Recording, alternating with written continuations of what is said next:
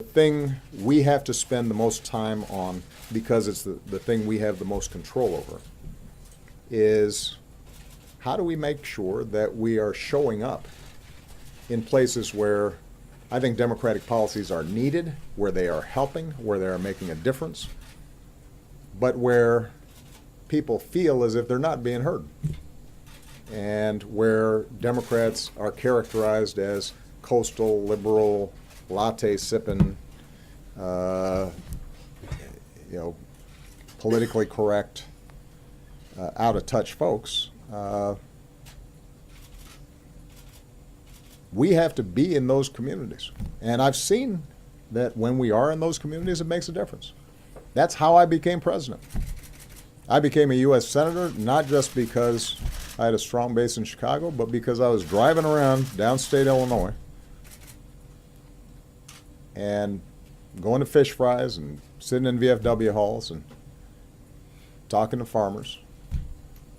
And I didn't win every one of their votes, but they got a sense of what I was talking about, what I cared about, that I was for working people, that I was for the middle class, that the reason I was interested in strengthening unions and raising the minimum wage and rebuilding our infrastructure and making sure that parents had decent child care and family leave was because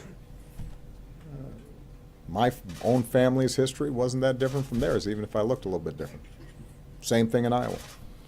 And so the question is, how do we rebuild that party as a whole so that there's not a county in any state, I don't care how red, where we don't have a presence and we're not making the argument, because I think we have the better argument. But that requires a lot of work. It's been something that I've been able to do successfully in my own campaigns. It is not something I've been able to transfer to candidates in midterms and sort of build a sustaining organization around. That's something that I would have liked to have done more of, but it's kind of hard to do when you're also dealing with a whole bunch of issues here in the White House.